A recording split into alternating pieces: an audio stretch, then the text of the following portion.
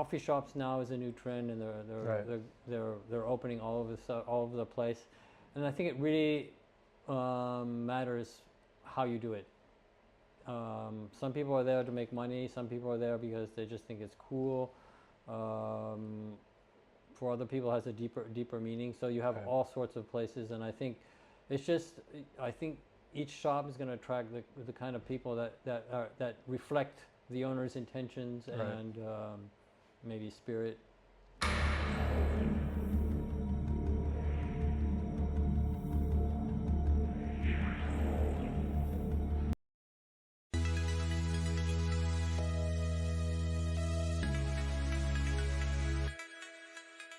Ladies and gentlemen, welcome back to Beyond the Hustle.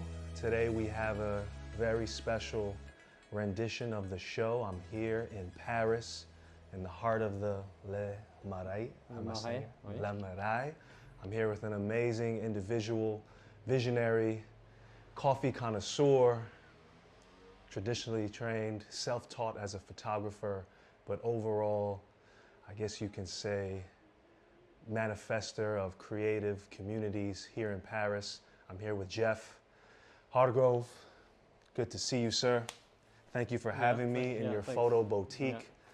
I would love to show you guys some B-roll. Eventually, I'll take some good shots, but nonetheless, we're here with Jeff, and thank you again for having me in your space. Thanks for inviting me. Yes, sir. Yes, sir. I'm excited. I mean, we've spoken off cam a little bit. I mean, there are so many parallels in terms of what you do here in Paris, to the adventures you've been on.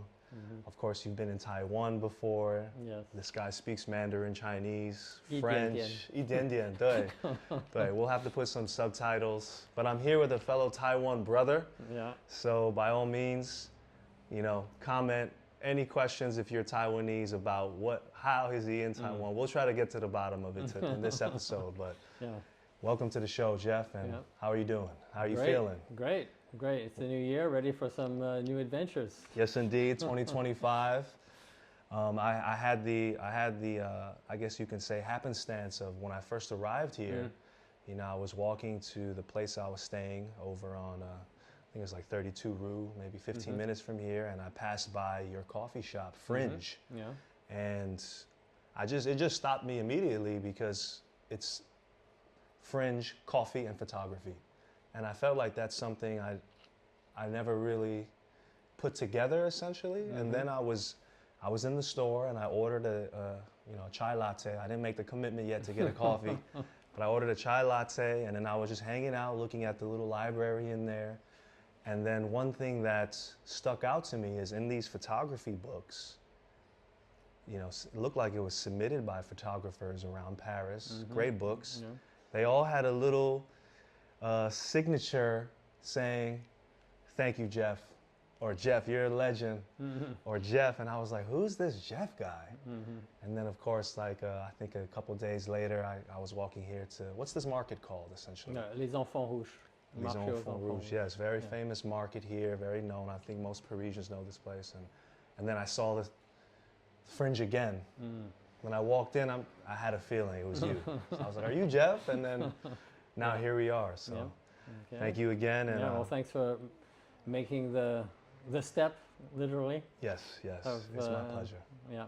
It's my pleasure. I'm very excited to hear about, you know, your journey and kind of how you've come to create a space like this here in Paris especially. And I guess that leads to my first question. I guess we'll just dive right into it. Jeff, what is your why behind this concept, this space? I guess the why can be one word: passion. I really cannot do anything that I'm not passionate about. Otherwise, it's just like it would be an office job, and I would just like literally die of boredom, you know, demotivation or whatever.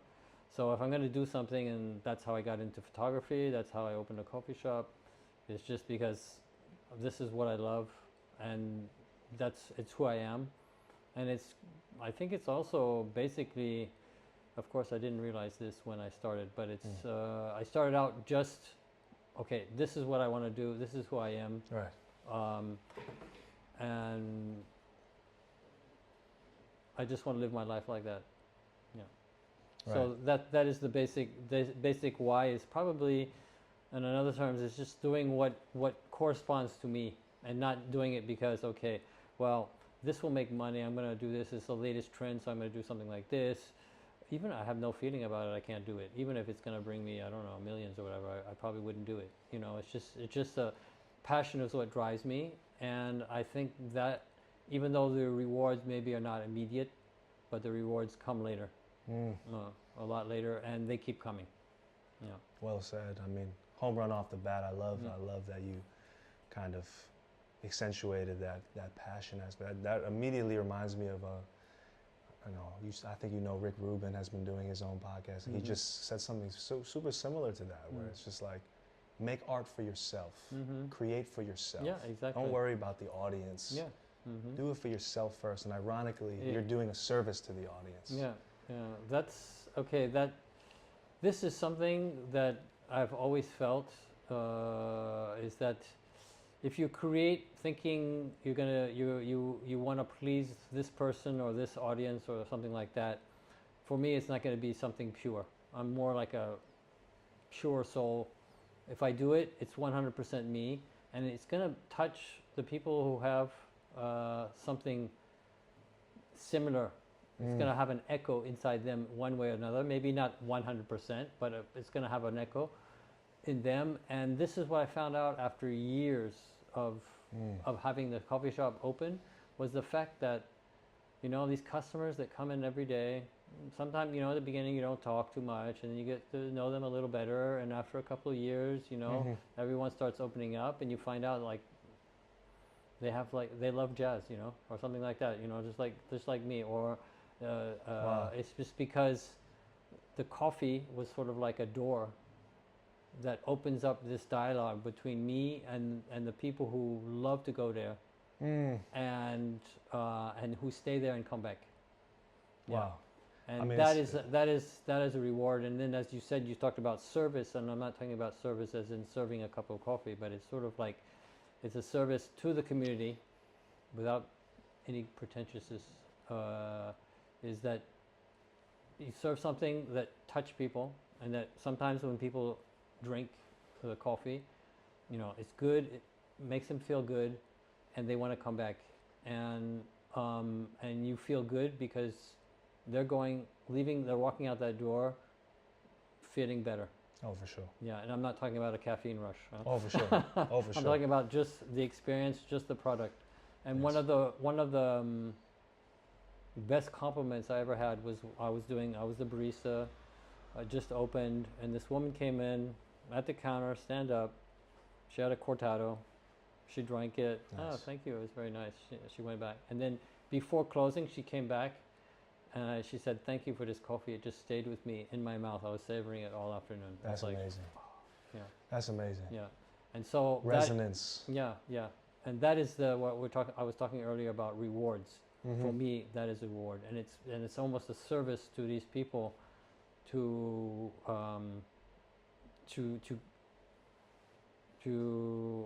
make this happen for them. And it's just a 100%. small thing. Maybe it's not important. Maybe they don't realize it themselves, but for me, it's a very big reward of opening. Oh, 100%. Yeah. And that's exactly what gets me excited and passionate even about this show and who I've encountered on this show of this. What is this concept of even beyond the hustle? The hustle of your baristas, of your workers, of putting this place together. Yeah. But then beyond that is like this intangible reward of just somebody who's like, you know, just that creation alone gave me something that she couldn't really put a finger on, but stayed with her and lingered with her. Yeah, exactly. And I was surprised. This is an aspect that I didn't even, I would say, realize or even was aware of, that little by little I created a community of like-minded people. And then the people who aren't like-minded, well, they're not attracted to Fringe, and they don't come to Fringe because I think I started it.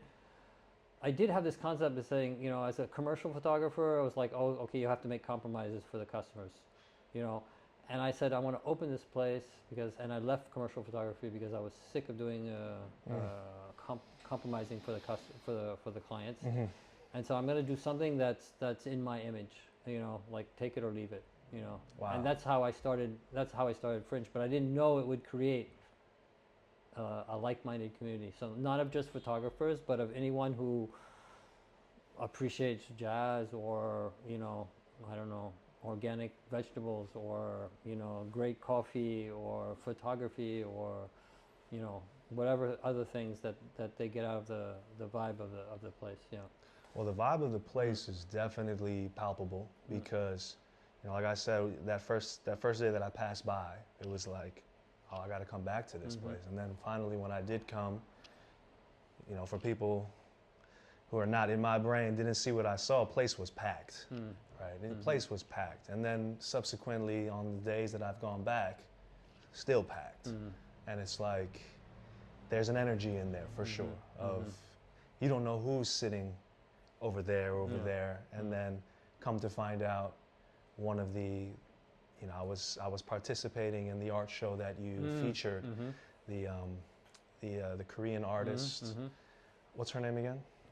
Ji-Ming, and you did a nice photo exhibition there, and I was participating in what seemed like one of her was her project. I was writing the thing, and then she kind of came up and said hello, and it's like, now I'm talking to the artist of the art show. But then meanwhile, I'm surrounded by people, like, obviously you can kind of sense are artists, creative, so it's a hub for sure. Yeah.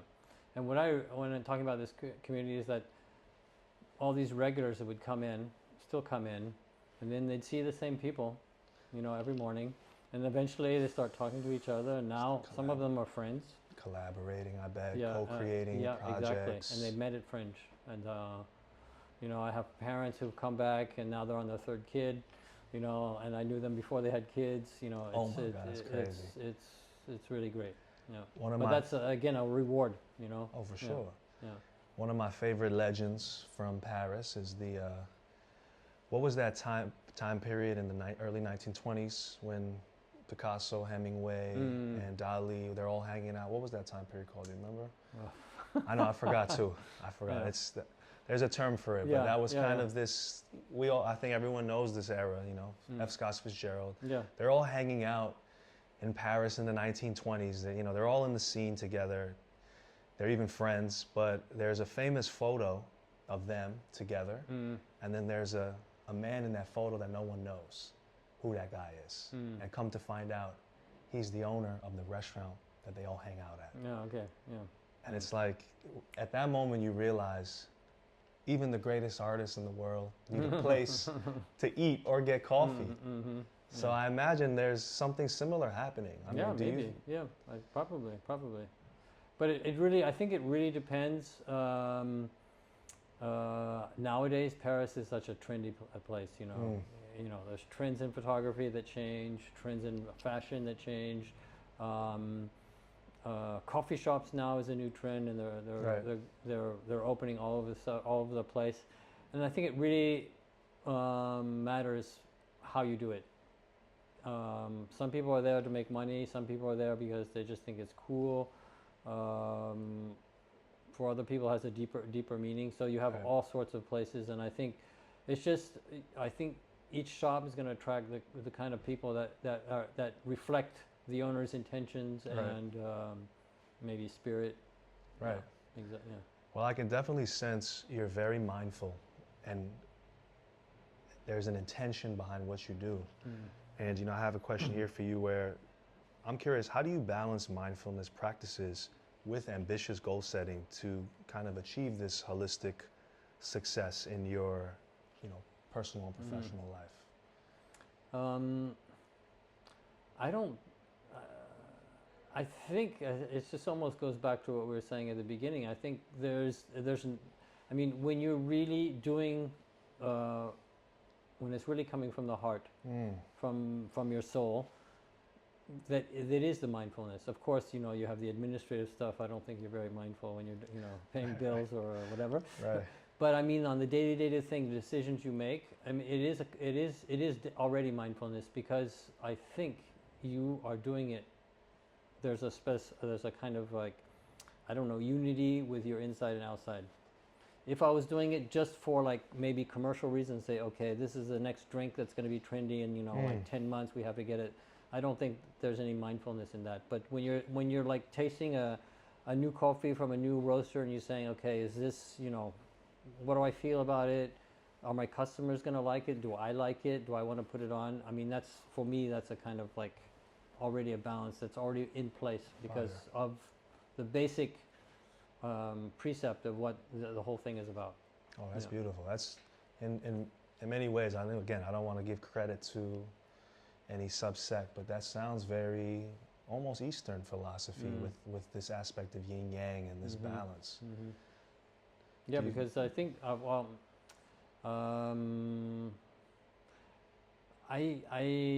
again, if I do something that's out of character, there's always something bad that falls back on me, you know, or something doesn't work out or something like that. So what I've learned is also to listen to myself, because that's a kind of that's mindfulness, is you got to know yourself and to do things in accordance to what you're good with, you know. Right. You know, just like an example, like if I cheat, it's going to come back to me. But then I have people I know, they cheat all the time, nothing happens to them. You know, it's just like, okay, but that's their thing. But for me, it's like, I mean, if I do this it, is your code. This yeah, is it's like it falls back on me. So it's like, no, I'm out of character, so I can't do it. So anything I do, if I try to, you know, push through something that isn't in accordance with who I am, I think the results are a lot worse than they could have been if I had done it in accordance with who I am. And then that also, of course, I can't say this philosophy I've had all my life, but I learned to have it, especially opening Fringe, because because you can see the results immediately, and then things that work and don't work, and the fact that we're still here after almost 9 years. Wow! We were among the first coffee shops in Paris 9 years ago. And we're still here, and I think we're doing something right, you know. Right. You know, and I think there's this, and I also, the fact that I've been doing it for 9 years, it has some meaning to me, and as long as it has meaning, I'm going to keep doing it. So if I break with that, doing something out of character, I'm not going to feel good. The business is going to suffer, and for me, that's not what I want. That's beautifully said. And, you know, I have here even a follow-up question where I'm just curious, like, if there's any quotes, models, or sayings that you love or that drives you. Is there something that it's kind of like a North Star, essentially, maybe? I think Baryshnikov, the dancer, he said, I never try to dance better than anyone. I just try to dance better than myself. That's beautiful. And so I love that, sort of like a model. That's beautiful. Yeah. And in terms of that, is there any one person, you know, of course, I'm sure you have heroes that might not be with us today in terms of writers, photographers, but is there anybody who you feel has helped you forge your beliefs and these convictions? Anyone that comes to mind? That is a very interesting question. I'm not sure I have like a role model. But the people I admire, photographers or dancers or musicians, I really think they just did their own thing. And again, I think it's also because that's what they wanted to do and that's what they felt they had to do, and it had meaning to them. And so that's basically, I'm not trying to follow them, but I think it's the same kind of attitude that I think they had, even though I haven't read anything that comes to mind. That comes to mind. Just like Baryshnikov, there's one quote. You know, I didn't see tons of interviews with him, but it's just like, yeah, you know, I mean, the coffee's not good enough today. We're gonna try better tomorrow. You know. Right. Yeah. So it just corresponds to who I am. So I admire a few people because I think more or less they're a reflection of who I am and how I want to do things. For sure. And do you feel like you have in your journey, have you had any mentors or teachers? I mean, I can tell you yourself are stepping into a very leadership role now, maybe even a mentor yourself to the community. But on your journey, are there any people who you feel like was that role? I think it would be maybe like a photographer called Irving Penn. Really? And through his photos, I mean, he did a lot of fashion, he did a lot of, I don't know, product shot for Vogue. But what I liked most was his portraits of artists, and Picasso and others, where instead of just taking a snapshot and it lasted like, 1 hour, he'd spend the whole day with them, breaking down their mask, their layers and things like that to get into, let them give up something to this photographer. And that has been sort of like the model for me in my portrait photography, is to just say, oh, I want to take your photo, and say, okay, let's meet tomorrow and take your photo. No, I get to know the person, I get to talk to the person, I get to know something about the person, so when we finally sit down and do the photo, it's a meeting between two people. It's not just a portrait of the person, but it's also somehow a portrait and a reflection of myself. So it's sort of like the result of a dialogue. And that's what more I'm interested in. That's one of the parallels that I find between coffee and photography. I was just thinking that. Yeah, I was just thinking that. Like, people come every day. Yeah. A little coffee here, a little coffee there. They see you. Yeah, so and then before they even say their first word to you, it might have been a month they've been coming to your restaurant. Yeah, and your shop. Yeah, it's a dialogue. The barista, he's the photographer. I mean, he has gone through his recipe and things like that. He say, okay, this is what I want to offer and propose and give you a vision of this coffee. This is my vision of this coffee for you. And it could be different the next day, the same barista, but it's a dialogue. So it's similar to the photographer and saying, okay, I'm doing an exhibition, I'm producing this work, I'm hanging on the wall, this is my vision of whatever. And the barista is the same.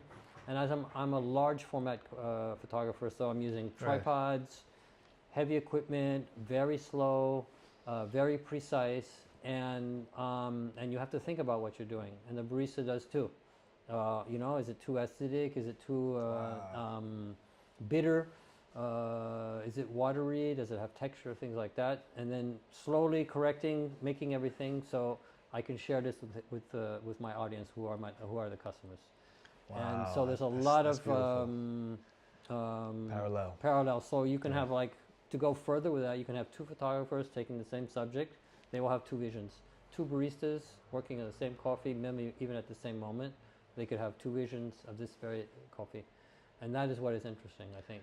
Yeah, and so when I go back to portrait photography, I think for me, it's not about the product, it's not about the decoration, but it's about the people. It's about your customers. And for me, it's like when we talked about service, it's almost as if I would feel I owe it to my customers to give them the best we can do. And if it's not good enough, we do it again and we give it to them. And this is, I think, because they are committing an act, a physical act of paying for this. Okay, it's just money and things like that. But in exchange for that, I owe them not just have a cup of coffee, and not any cup of coffee, but the best cup of coffee I can make. Right. Yeah. It's another currency being exchanged. Yeah, exactly. And so the same photography. I mean, if I just go around and do this without thinking, and then on my digital camera I shoot 5,000 photos, and I pick one, and then it's just like, okay, this is the best of the thing, but maybe it's not the best I could have done. So it's if I want to put something out there, especially if it represents who I am, I want it to be maybe as accurate as possible, and so that at least if they don't like it, I'm not saying they have to like it. I'm not saying everyone's going to like it. Right. But it's who we are, and it's the best we could do at that moment.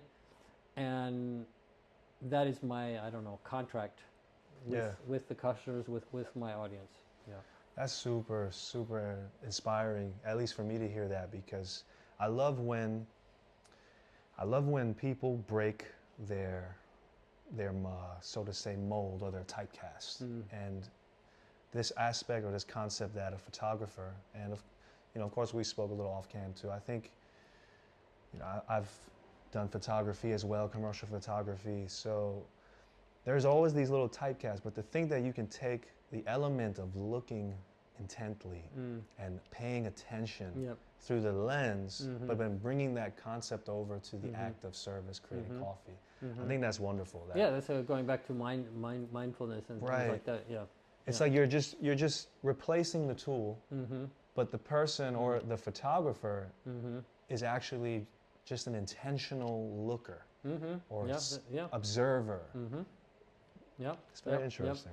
And it's also and it's just all an excuse. All this is to communicate with people. Photographers communicate through photography. A restaurant or a chef is going to communicate through food. The barista is going to communicate through coffee. Yeah. And maybe it will surprise some people. Maybe it will give them a moment of happiness. I mean, even if it lasts for like half a second, you know, or it lasts a whole afternoon like that woman, you know. But it's almost like a service for people, for my customers, to touch them any way that we can. And this was very important. I realized also COVID was very instructive because we had a very long confinement here in France, and we spent, you know, a month or two locked up. Yeah. And then everyone said, they did the thing is like, okay, what am I doing with my life? Right. Is what I'm doing what I want to do. Or wife, sorry. Yeah. Wife and life, very synonymous for many people. Yeah, exactly. And the thing is, I want to get back out there and I want to serve my customers. And when we finally could open, but we could not have people inside. This urge. I opened takeaway coffee just on the sidewalk, so my regular customers could come out, stand in the sidewalk, and still create this community in front of the cafe, standing up and, you know, drinking coffee on the sidewalk, meeting other how can I say, regulars. And that was also a precious moment because they told me afterwards, you know, I don't have anyone there. I'm alone in my house. The only time I go out is when I come to Fringe and have a coffee, because you can't go out so many times at so much time. And so for me, it had a lot of meaning and it touched me a lot.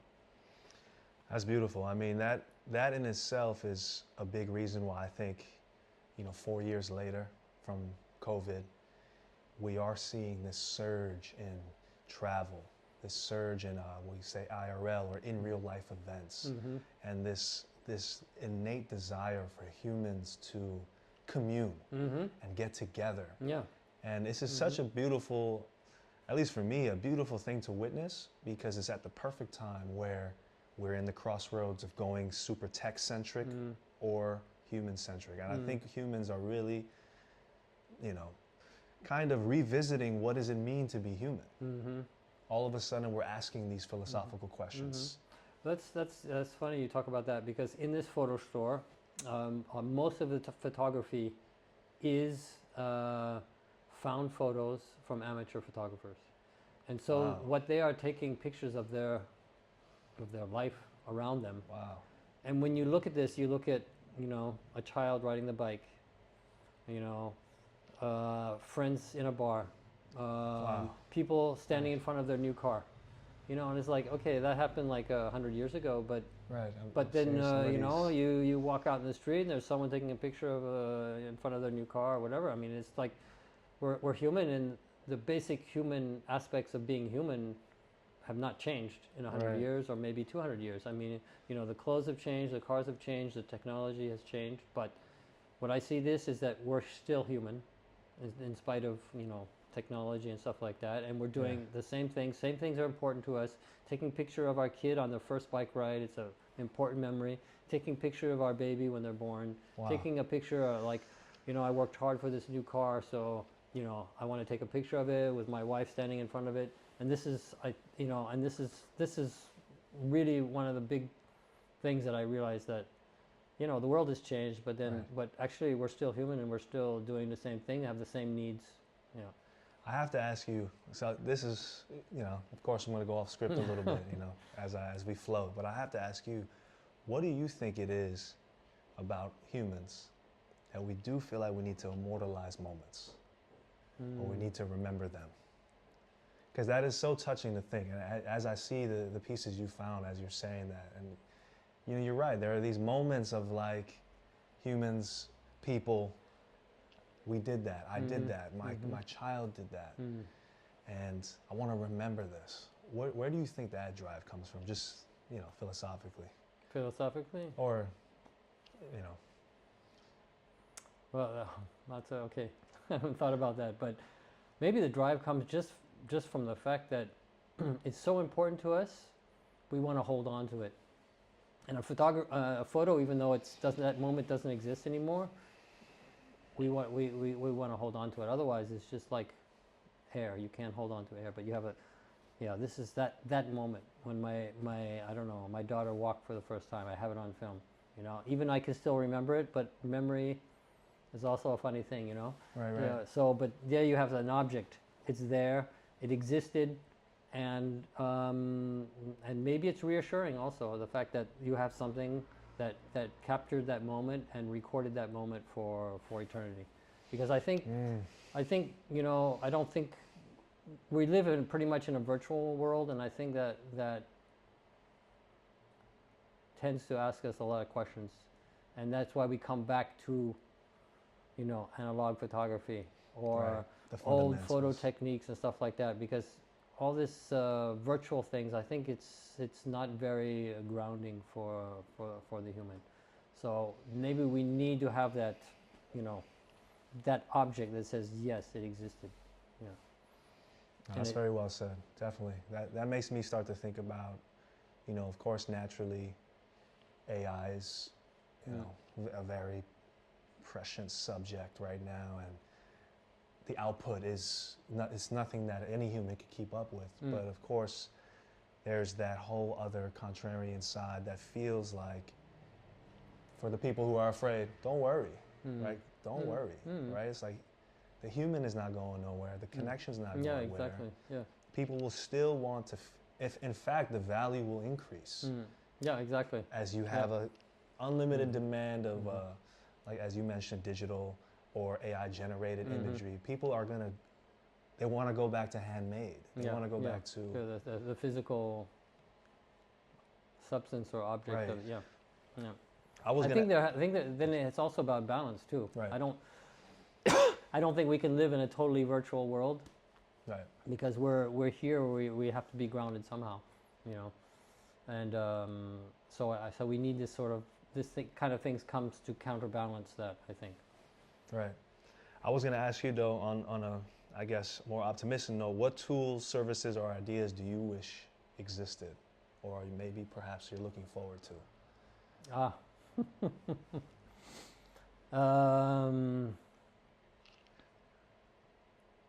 At the same time, I love technology, but for its practical purposes. So, I don't know, almost 20 years ago, I was using the first like mobile phones. You know, I had a little bigger screen than, you know, because I was replying to emails and stuff like that. So, I mean, there's this very practical part of technology where it can help us in our lives. Right.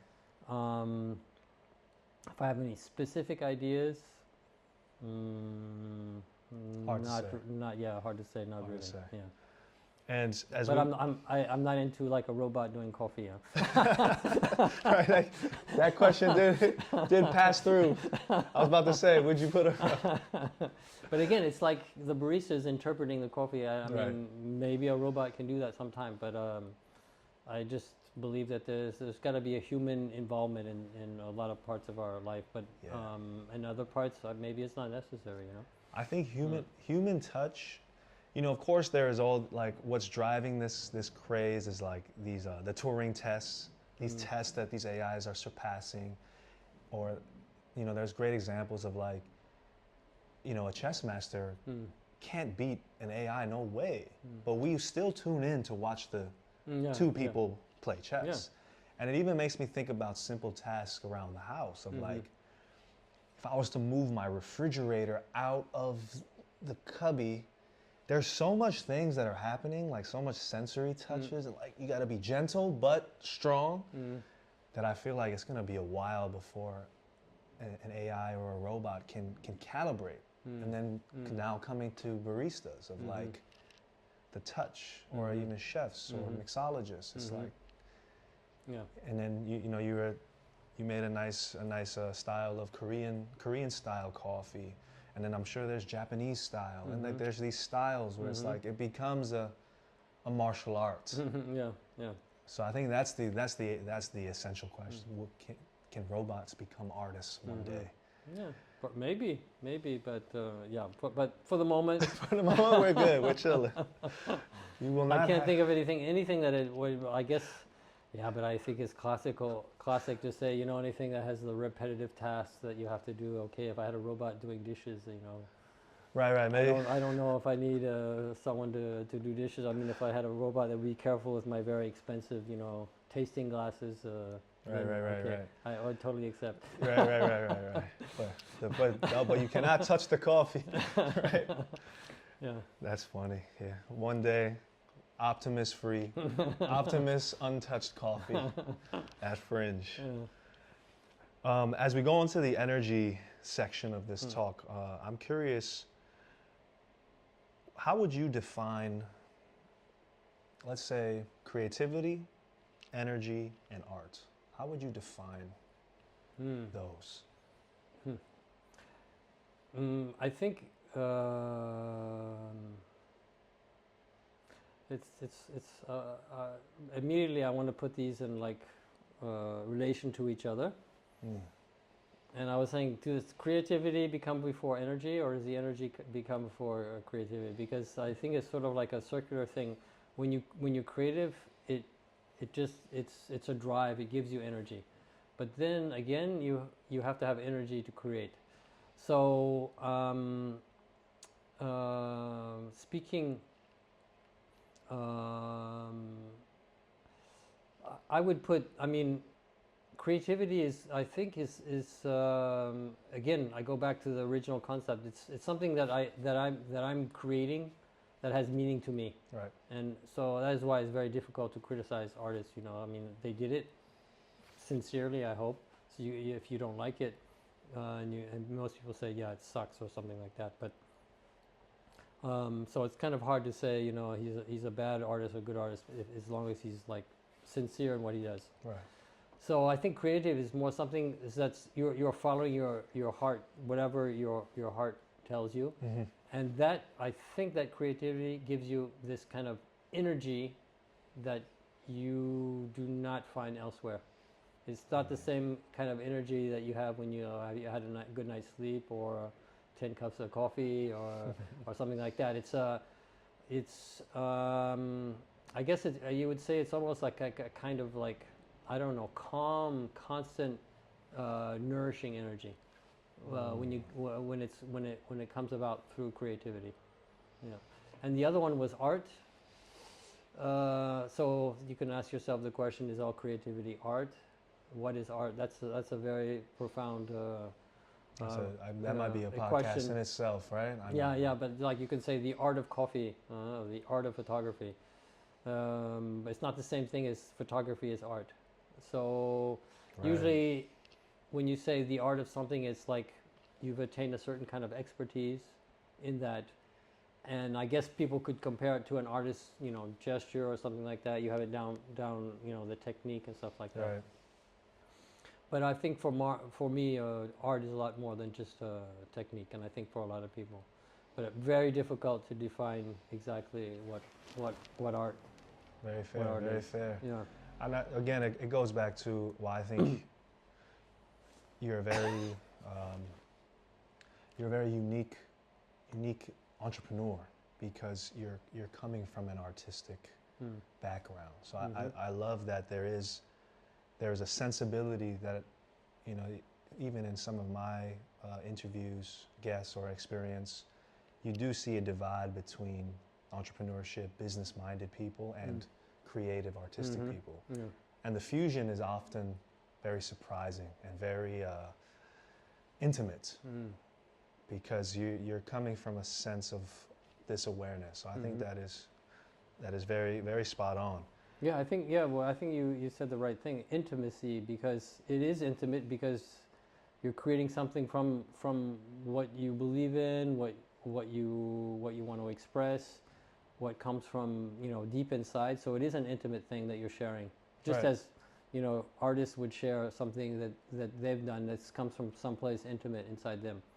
And I think this intimacy is maybe getting more and more rare in the society. And I think that is also part of what I think it's part of one of the successes of Fringe, is that because that intimacy maybe is going to attract people who have the same kind of intimacy, and that's what also I think the community is built around that too. That's actually very interesting. Yeah, intimacy. Of course, we're freestyling, talking too. yeah. Right? Yeah, intimacy is that concept of what might be more valuable as we proceed through this technological renaissance. Yeah. It's this intimate, and intimacy. Of course, you know, people hearing this might interpret it as, you know, maybe sexual or something with your partner. But I think intimacy can also be something as simple as walking to a coffee shop, getting a coffee, saying hello. There's intimacy is this. How would you define intimacy? I think that's. No, I think it's. I mean, it's just. I think it's something you share something that has meaning with you. Right. And so, as it's maybe not shared, you don't go around sharing. You know, everything with everyone. Right. Right. And so you only choose to share it in maybe certain places with certain people. So it's a bit precious intimacy. Right. And it's not a common good. I mean, it's not. I mean, good as in commodity. It's not commodity, a commodity. Commodity.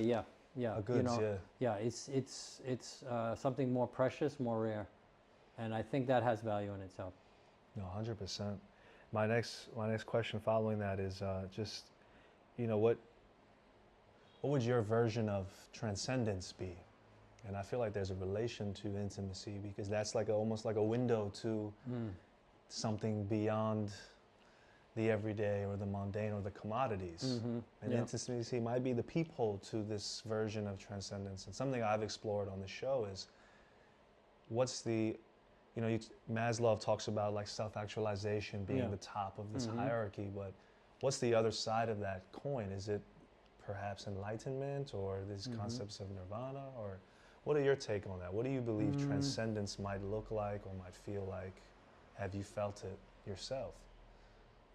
I think transcendence would probably be when everything comes together at the same time, or in general. Because when you're creating something, you pull from here, you pull from there, you pull from there, and it's basically when, you know, for me in this domain that we're talking about, transcendence would be when all of that comes together, and it would be, I don't know, maybe the perfect moment or the perfect moments, Right. where everything comes together, where the money shot, as the commercial photographers talk about. Right. But even more than that, because course, we're talking I'm about just teasing. transcendency, because, I mean, with that woman, I go back because she's not the only one that has said something like that. But Right. you know, but that's a transcendental moment, because you put all your effort into this space, into making that cup of coffee, and then someone, and I'm not saying it can be possible with everyone, but that one person, it was more transcendental experience for her, because it made her feel good, and it put her in a place that she maybe hadn't felt for a long while, or it was a surprising moment for her. And so for me, I don't think there's a state of transcendence. Right. I'm not sure. It's a good word. It's a tricky word. A state but of I mean, it's not a transcendence. state, but I think it's like just moments. These moments that repeat more and more and more. Yeah. You're giving me this visual. I mean, of course, we're talking about photography, coffee, and you're giving me this visual of like, even as you were doing the drip coffee this morning, or with the mocha pot, there's a transcendental moment where the water steams, gets to a point, and then poof, it busts. It kind of comes through, excuse my friend, excuse the metaphor. I mean, a lot of this is kind of a metaphor to life and creation, you know. But there is that moment where I think of like this chemical combustion and like all those little moments, and sometimes it just results in this act or this feeling, and a lady will be like, you know, it stuck with me. I had this, and it's like, wow, you were just working X amount of hours, perfecting X amount of cups, and you're not even thinking. And then out of nowhere, there's a like a, I don't know how to explain it, right? It's like a chemical reaction. I felt that. It's funny, we talked about going back to another, people I admire or things. One of them is Yohji Yamamoto. Oh. And I did a photo shoot with his clothes in Taiwan, in the mountains, and we interviewed him for Happening magazine. Wow. And one thing he said is, the quote, the question he tries to answer, I mean, speaking of women's clothes, may I help you, madame? So he viewed his clothes as something, helping people through his clothes. And I kind of felt that because the first time, I mean, you know, you go in the store, you try and clothes, oh, this looks good, you know, the color's nice, the shape's nice. And I knew what he's talking about because before I had done that, I had gone into a Yohji Yamamoto store in Tokyo, and I tried on this, I don't know, sweater or whatever, and I felt different. Wow. So you could say that was a transcendental moment, and then he was like, and then afterwards I understood what he said because I had felt that. So it's like almost like as if it was helping me, he was giving me something through his clothes that I hadn't had before. Wow. And so for me, this all ties into, that's what maybe what the definition is, that's what the example I've been giving of this woman who said, you know, she was there, she was happy all afternoon because she had the taste, you know, of the coffee. Even sometimes, you know, the pastries we make at Fringe, we don't make a lot, but they're very, you know, right on, and sometimes it touches people. They come back because, you know, it's just so good. So it's just, it's almost as if that moment, the culmination of that moment, and where it becomes transcendental is when it affects the other person, and I would say in a positive way. That's beautiful, and that makes me think of the word ritual.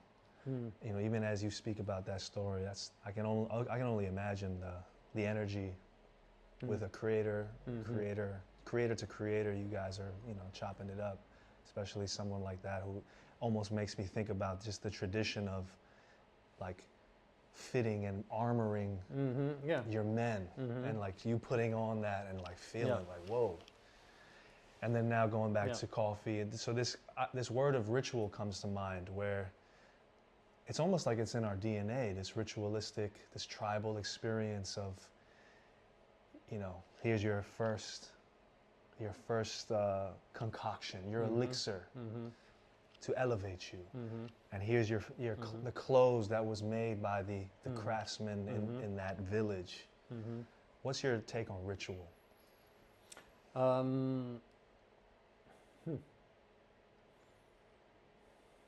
I think you shouldn't compare it to habit. Because people, you could say I have a habit of drinking a double espresso every morning. But it becomes a ritual if you're there, you taste it, and when you're tasting it, you're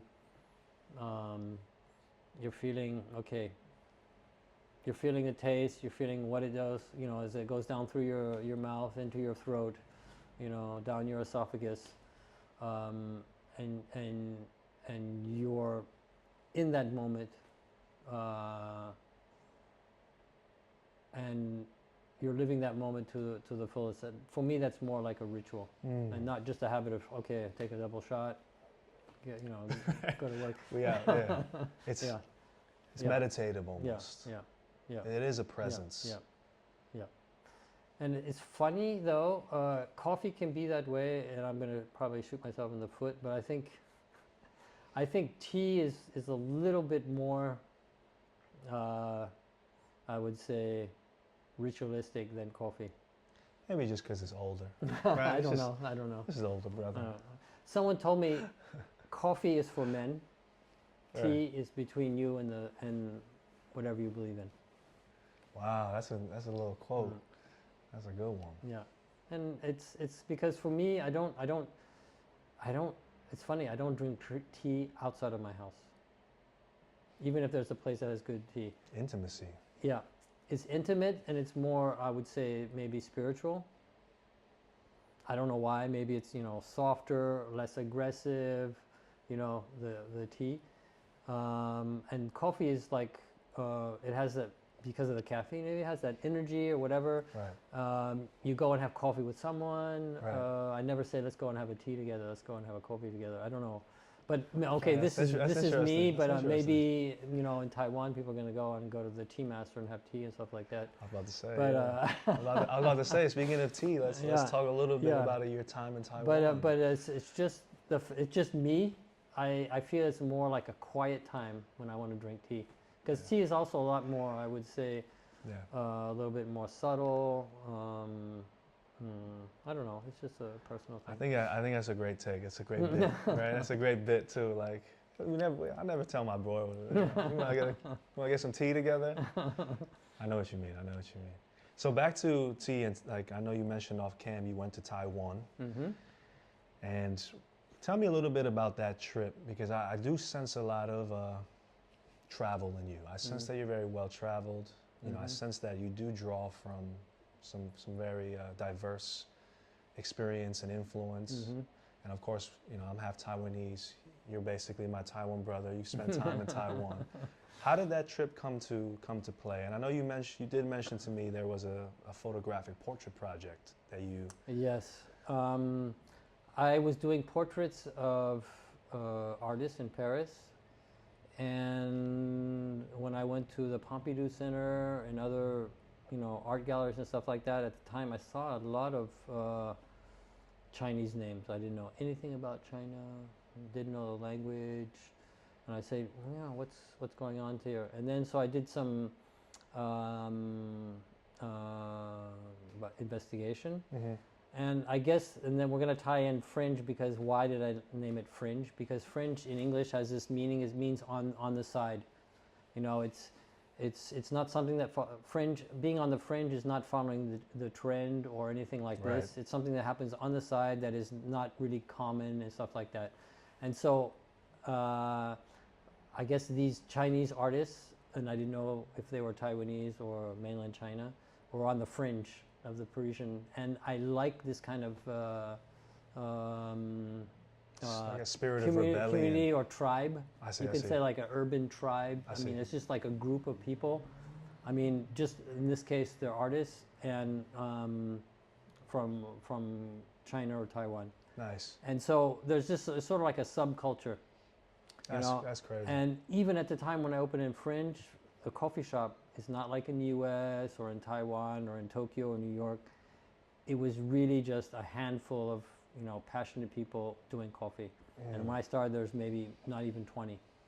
So it's another like subculture, and I'm very interested in taking portraits of these people who are part of this subculture, because that's what links them together, although they're very different.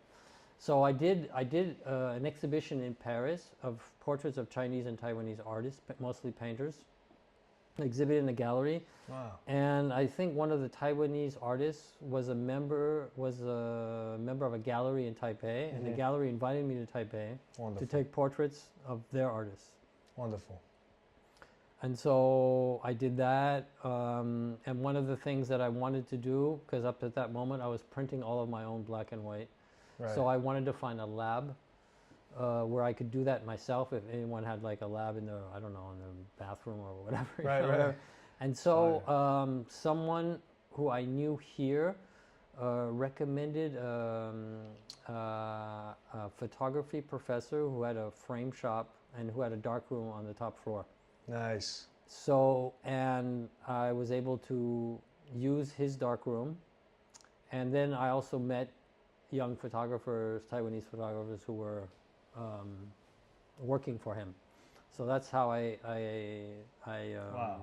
got to Taipei.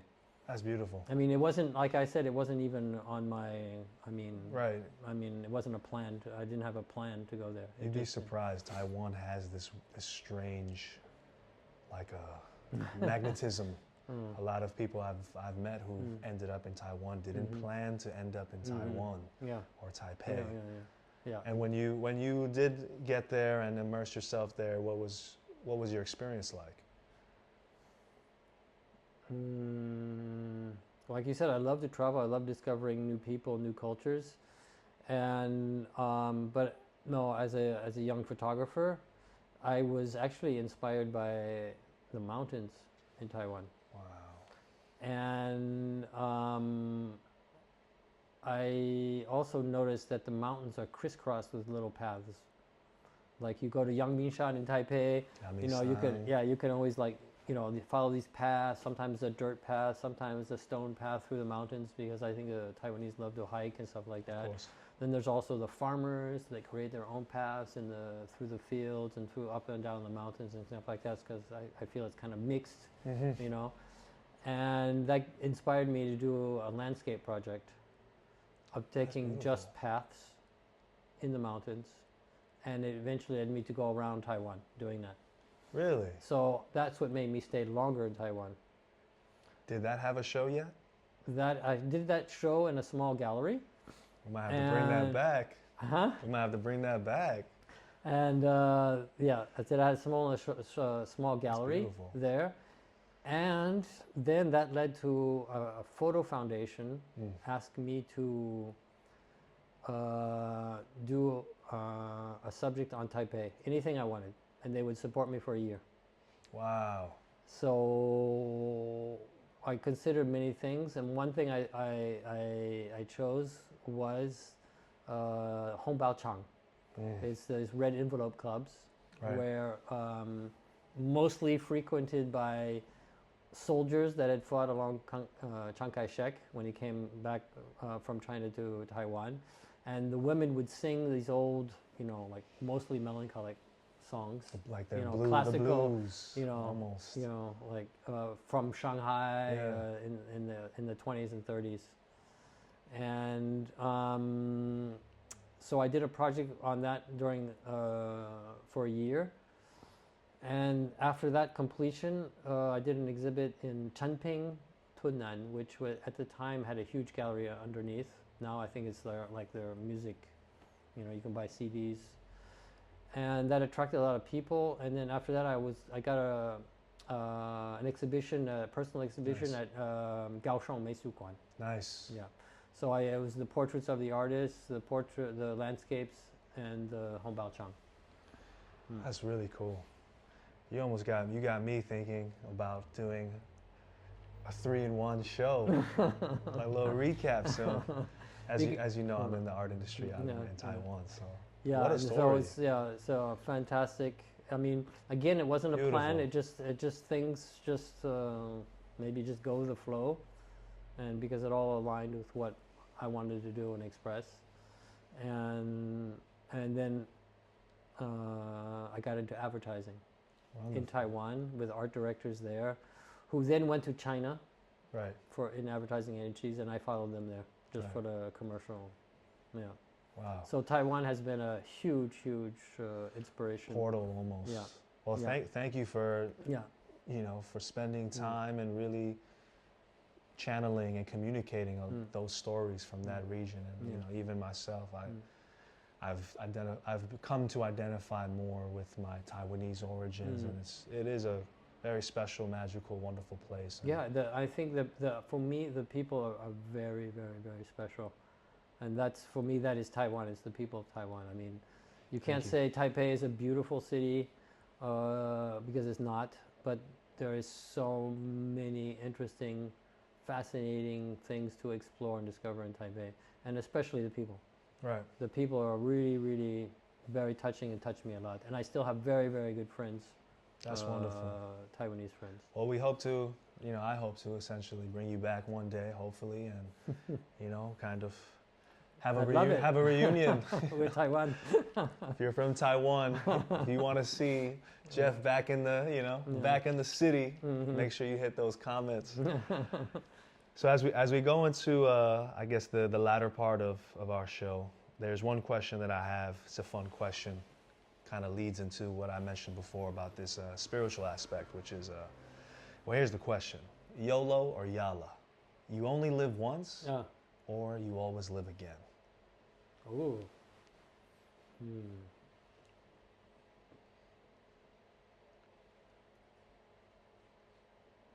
I think it's more like you only live once. Which could lead to the other. Right. There could be a combo. No, it's just the fact is that, you know, my mother told me something. He said, just Jeff, follow your dreams. And I basically put that into practice, and I don't regret it. And that's what I'm trying to teach my daughter as well. Because if you're saying, okay, I need to have a good situation, I want to be I need to be a doctor because I'm going to make money and things like that, and you're unhappy all your life, for me, it's not worth living. And the other fact is that there's also an expression that everyone uses. I've used it, you know, life is too short. But do you actually really make the most of it when you think of that expression? And you put everything, you put that expression into practice. Right. And I did in the fact that it wasn't urgent, but I sort of was like, okay, I'm following what I want to do and just following around, following my life's path. My father died of cancer in my arms because he wanted to die at home. He didn't want to die in a hospital, and he didn't want to be resuscitated, you know, held on life support, stuff like that. So he wanted to die at home. And he died in my arms. And at that, just after that, I really hit me and say, Jeff, don't fool around anymore. Just go for whatever you need to go for or you want to go for. Because you're going to end up at the end of your life and you say, okay, what have I done? Okay, I did some beautiful things in Taiwan, you know, I did some advertising, but just like get even more into, you know, the life and doing stuff you want. Because when you hear that last gasp of air coming out of someone's mouth, it just hit me and say, okay, you got to keep doing it and do it more seriously. Don't screw around. Right. Yeah. And so I think it's like you only live once. And if you only live once, maybe I like that transition. I like that exactly. Maybe you can live forever. You live forever through the things you've done, through your family members, through you know, people you've inspired, people you've touched, people who allowed you.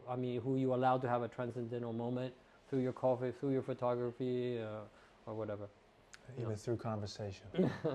Exactly. So it's been really wonderful to talk with you. And you know, speaking of the dream, this is a great way to let the people know that as we are living in the dream, and I'm here in Jeff's photo boutique, and of course Fringe Coffee out here in Paris. I know we're going into the month of February soon. You mentioned something really cool that's taking place. So on a high note, let's let the people know what they can expect in February. Okay. Well, what is happening in February is I'm also a fan of natural wine, and it's a bit like coffee because there's a lot of different origins. You know, like origin of the grapes and things like that. It's treated in such a way most of the time that it respects, you know, the terroir, where it comes from. Right. You can get these weird tastes, you know, at the beginning of the bottle and at the end of the bottle, and it's sort of like coffee as well. So it sort of like fits very well into what I've been doing. Right. And I have the immense privilege of welcoming Austrian natural winemakers during the month of February, all of the month, every night, one new winemaker, one different winemaker. Wow. So if ever you're in Paris at this time, and it's cheap because it's a tasting, it's not like a wine bar, because you're there to discover these Austrian winemakers. Right. Please stop by Fringe anytime or every night. Yeah, that's if wonderful. you're into it. I'll be there and for sure. tasting Austrian wine, which is quite represented. It's on the fringe of Hey, winemakers right. in Europe. Right. Not super popular because natural wine, you think of Italy, Spain, and France, but there's also a lot of great other ones, and Austria is not really well represented in Paris. So this will be the chance to taste a lot of great winemakers. Sounds super exciting. And of course, if you're visiting from Taiwan and you want to get Jeff to brush up on his Mandarin, Yeah, make sure you please stop. do. Make sure you stop by the Fringe. But that's Yeah. super exciting. Yeah. I can't wait to see what you continue to create, the concepts you continue to unleash into this creative community. It's been an honor, pleasure to talk with you, Jeff. Yeah, thanks, Ivan. Thank you so much for this, being on the show. Yeah, and it's great. It's great being here. You know, asking these questions, making me. I'm not very articulate, I feel, about putting all this together. So it's nice to have the opportunity with your questions and guidance to sort of like articulate. You've dropped I've been an doing. immense amount of wonderful gems. And if you guys aren't already, make sure you follow Fringe. What's the Fringe Coffee. Fringe Paris. Coffee Paris on Instagram, social media. Of course, you can search Jeff. We'll put all the links into the description and whatnot. And if you haven't already, smash that subscription button, comment, like, subscribe, do all that good stuff. But stay in touch with what's happening here. And, you know, it's been great. Thanks again. Thank you. 谢谢你。谢谢哦，太棒，太棒。谢谢。好啊，再见哦，再再见，见，再见。再见。